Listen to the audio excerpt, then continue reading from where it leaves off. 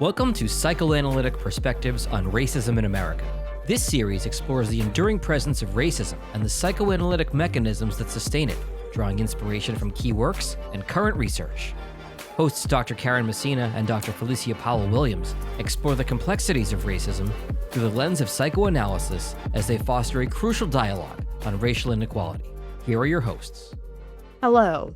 Welcome to Psychoanalytic Perspectives on Racism in America. I'm Dr. Karen Messina, the host of this program, which is sponsored by the New Books Network and the American Psychoanalytic Association. I'm joined with my wonderful co-host, Dr. Felicia Powell-Williams. Today, we're going to be talking about the architecture of erasure, civil rights under fire and under pressure. We'll be specifically talking about a couple of very important things and what civil rights organizations and Black leaders have identified that's happening in the current administration or because of the current administration, which is rolling back of civil rights protections that have been in place for at least 50 years. Significant shifts in the justice system policy and new pressures on economic and educational equity. And we will be talking about what we always try to focus on, which is the psychoanalytic defenses and underpinnings of what we think is going on. And I must say, before I turn this over to Felicia, that this was all outlined in the 900 plus pages of Project 2025. So it wasn't a surprise, and it was a surprise. I don't think anybody really thought people were going to put that into play, but they have. So, Felicia, why don't you tell us some of your initial thoughts about this rollback? Say, for example, the rollback of DEI and some of the ramifications of that. Thank you, Karen. You know, the central challenge identified by groups like the NAACP and Thurgood Marshall Institute is just really the administration's systemic dismantling of DEI. And, you know, we know DEI is diversity, equity, and inclusion. And all of those DEI initiatives. Now, this began with the executive orders, probably within those first days of the administration. And it's been something that we've read about. And so there's so many things that we can gather from this, but, you know, clearly terminating DEI programs within federal agencies and also other directive agencies is just really something that is causing so much chaos.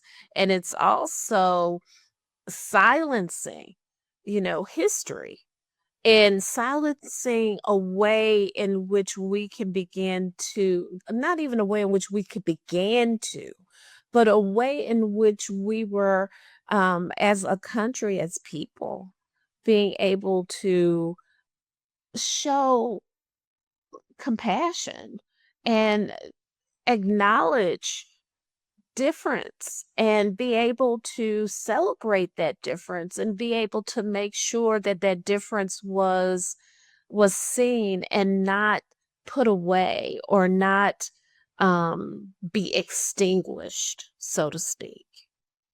At the Supreme Court level, or we'll say in terms of all of the branches of government, one thing that has protected us in the past is the disparate impact standard, which is the legal standard that has really, I guess it was affirmed by the Supreme Court, and it has allowed us at least a place to go when some of these egregious and illegal things have happened. There was another place to take That's right. issues, but now that seems to be in question.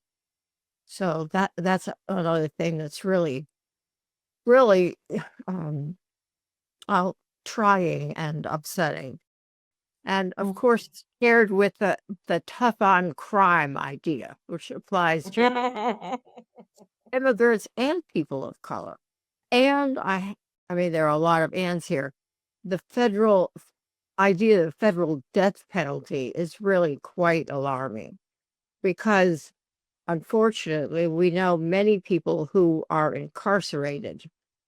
Now we know that immigrants are incarcerated, but in the past, more Black people have been incarcerated. And also, they have been affected by the death penalty, particularly when it comes to white victims.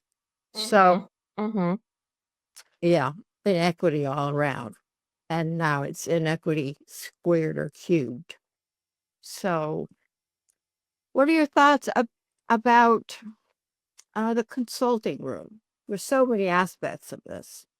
One may be viewing this podcast and wondering, oh, okay, well, we're talking, much about what's happening in our world today politically, but I think what's really important for us to keep in mind is that race, culture,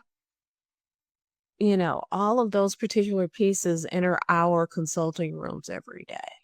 Every day. There's something that's there that is really important for us to look at. And with what we're bringing in right now and our topic today, we have to be mindful that many of those who will come and sit across from us, lie on the couch, will have something, some type of, you know, way in which this content becomes an adaptive challenge for them. And what does that mean for them and what they carry within themselves?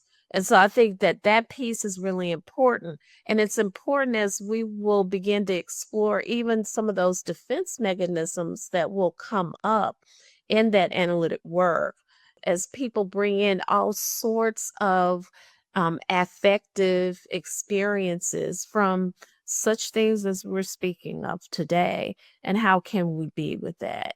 So I think it's really important for us to view that and have that discussion. And have that discussion not just here between the two of us, but this needs to be a discussion that we have even within our own institutes, our own centers, within our training programs, because this is the content. This is where our society is, and this is a trickle down effect upon those who are coming in, whether they are, as one may say, to the left or to the right. There's something that we're all carrying, and there's something that we have we contain within ourselves that get affected by whatever it is that's externally of coming in.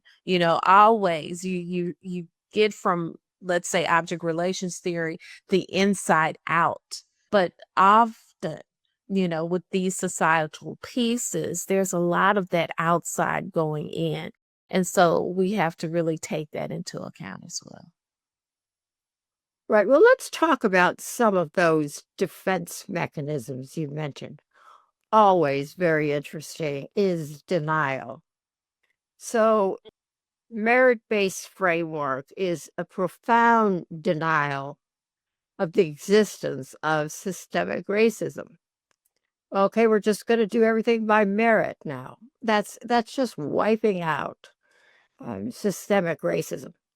Now, when we talk, as we know, when we talk about defense mechanisms, we're talking primarily about unconscious processes, but sometimes one wonders whether these are conscious or unconscious. They appear to be by design and therefore conscious. So if you just say the problem doesn't exist, therefore we don't need any tools to fix it, then that's denial. It also seems conscious. Another thing is reaction formation. Mhm. If, Mhm. and particularly with DEI, I mean, it's a good example. I'll put it that way. We'll do the opposite, which is what reaction formation is. If it doesn't exist, then why do we have to do anything about it? We don't. So let's just wipe it out. Kind of backing up a little bit as you were talking about denial, and I was thinking about the transference, countertransference, and just how so much gets projected from our patients. Those feelings of betrayal and anger, they tend to come in, and whether it is a patient of color, whether it is someone that's coming in, a patient with just different cultural and ethnic views and identities. Those pieces are really important because a lot that happens is they're coming in with a transference, and within the transference, let me make sure I'm real clear with this transferential way of being with us. And what might they carry? Are they carrying things that they believe? And so when it comes in to the consulting room, what is being what's in the transference? Are these things that beliefs, or they loyalties, traditions, all of those pieces that come in? I think of oftentimes Leary's article on race as an adaptive challenge, and how important that is for us to keep in mind that there's things that are being brought in, and in the transference oftentimes we may not know, and we have to be able to open up the space and allow that space, so that add the patient and the analyst can really begin to think about that, begin to wonder about what is woven into much of the affective experience that's being brought in. And also, in the countertransference, what is it that we're carrying, and what gets in the way of us being able to hear and be available to our patients in a way, because things will be triggered within us, such as what, is being brought in. And we're talking about projection. We're talking about, what we may identify with affectively. So, I wanted to kind of go back there because that just really resonated with me as you were talking about, reaction formation and denial. And now, to add to those defense mechanisms, what would be really important for us to consider is, as I've mentioned, projection. And, this is really happening on a massive scale when we start to think about it. And that you know, divisiveness and the racism and the inherent, how it's inherent in a system of just white supremacy, Yeah. all of those pieces. But it comes into our consulting room, how things are being projected. What is it that we're taking in? What is it that they're trying to rid themselves of that is so uncomfortable? And sometimes it is to make space for one to hold on to their own beliefs and to their own loyalties. Those things become very important because you have to make room. You have to make space to take in a different way or a different thought. And that can be very uncomfortable because somewhere along the way, in order to take something in, you got to, lose something. You got to move and shift something around internally so that you could sit with this. And so I do wonder about projection. That's a very good point. Moving things around, make space for something else. The eternal shift. I have to bring in here the thing I always talk about, which is splitting and projective identification. I'll start with the second one first. So you see that at the base space, what is it that they have to get rid of in order to space for this new way of being in America, which is not, well, it's not particularly democratic. I'll put it mildly. So what is it that they have to evacuate within themselves in order to take in this new worldview? Mm-hmm. That would be a question if we were to analyze people who are involved in this erasure. Would be a question to certainly wonder about. Be nice to ask, and certainly to wonder about. And then, of course, splitting. Splitting, Yeah. as we know, is dividing people into good groups and bad groups, and doing anything they want or many negative things that are really against our Constitution to the people who they label as undesirable. And all of the good things happen with the people who they deem as the good group. So splitting and projective identification are ever present in our world today. There's much to be thought about when we think of splitting, splitting off of, and I definitely go into how that might be experienced, in object relations with infants.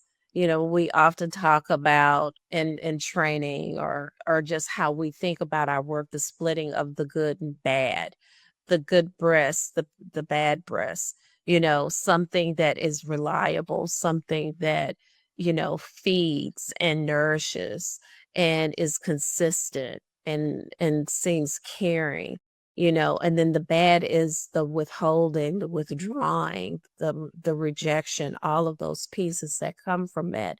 And how in the bad, there is this part of the withholding, and that's a lot of what we're seeing, a withholding that is, a part of that internal dysregulation that creates so much discomfort and frustration and feelings of rejection. And in that, it gets projected externally in ways in which it comes out, as we've seen, socially with so many things that have been going on by many people. And so we have to keep that in mind, because we tend to always want to make room to take care of what we know and what's been, given to us, what we've identified within ourselves, that internal part. We want to keep that safe. And that's just a part of human nature, is this feeling of safety. But it is hard, with so much that may socially, externally, intrude upon that feeling of safety and comfort. Sure. Well, before we wrap up today, I'd like to also get your thoughts on narcissistic injury and how this may be a result of many things that are happening of narcissistic injury, and how in that there's a retaliation. If I'm injured, then I'm going to get back at these various groups that I have targeted as being the bad groups. Quotes here. You have thoughts about that? Well, I think we see that socially. We see that with retaliation, retaliation against anything that keeps or threatens beliefs. And as I keep saying, traditions, loyalties, whatever, but I'm resting with beliefs, the belief of, maintaining this sense of me, where in that infant state, there's always this need for me. Everything else is an extension that's supposed to feed and give and care. And that when we start thinking about separation, the whole idea of recognizing that others, exist outside of oneself. That there's a self-developing, because now I could see, and experience internally, externally self, and there's the other, and that the other becomes a threat, to what is needed. And so I think that is something that happens quite a bit with the narcissistic injury. How dare there be other, when there should only be this self that should be gratified, and that should be kind of, nourish me, and because there is nothing but me, and anything outside of me is a threat. And we see this with things that are happening, socially, politically, where if one doesn't think like the other, then you are a threat. That is bad. It creates, as you were speaking of earlier, the splitting off, and in that splitting, all of me is good and all of this other is bad.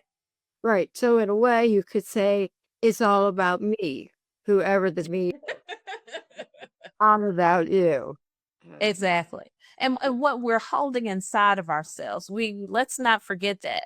We can externalize much of this because we're existing in this, society, but really what's happening internally, we really need to sit with analytically, because that's the experience. And that experience, really, that unconscious experience often will come out consciously in ways in which can be troubling. And when it's troubling, when it's difficult, that's when what we're talking about. We need these defense mechanisms to be able to tolerate it and to put it aside, because it is so uncomfortable. Well, I'll just finish with one more thought, and then I'll let you have the final word. I think what we're talking about fundamentally is the lack of the capacity for self-reflection, because we all exhibit mechanisms of defense. Some are healthier than others. At the core of all this is whether or not, or how well we can deal with, feel, think about self-reflection. Okay, now this is the action I've taken. How is this going to affect other people? Either other people in the country, other people in the neighborhood, other people in my home. What are the effects of my actions? And I think we don't see that very often these days with many people in positions of power. Yeah, you're right. And as I'm sitting here just holding what you just shared, I really go back to, how important it is as psychoanalysts, as psychotherapists, the importance of us being mindful of what enters our consulting room. Yes. Because what enters oftentimes are many layers of trauma. Yeah. And that trauma could be from, earlier experiences. It can be, wrapped in abuse and neglect. It could be wrapped in fear. It could be wrapped in abandonment. It could be, wrapped in racism, as we have spoken often within this podcast. And so we have to be very mindful of what is it that we're carrying. And I, extend to viewers, listeners, what do you carry? I question, what is it that you carry that may get in the way of the work that our patients are coming to us for? Because if we're not careful, then what may happen in those consulting rooms is a re-traumatization. Yes. And so we really need to be mindful, and that what we carry it shouldn't be anything that's a threat, but we have to take the time to identify that for ourselves and be able to make sure that that is not intruding and it's not becoming a threat upon the work that needs to be for that patient. Yes, and I guess I'm breaking a promise. I said I'd let you have the last one. I'll go back and I'll honor that promise. But I just like to say that as you were talking, what I was thinking about is the idea of inviting. And I would be wonderful if some of the leaders today would take us up on this. So I'm putting you in this too, to invite them to consider some form of psychoanalytic thinking, psychoanalysis proper, or some way to factor it in to how they are processing what's going on in our country. And I'm reminded of some article that was in the New York Times, I believe it was in 2023, that is called, and I believe this is close to being the exact title, It's Not Your Daddy's Freud. And it's illuminating in terms of how psychoanalysis it's back again, put it that way. Final thought. Let your voice be heard. Okay, we'll be back again. If you found this podcast to be useful, please pass it on. And if you can click the subscribe button, that really helps us out. Thanks so much. Thank you.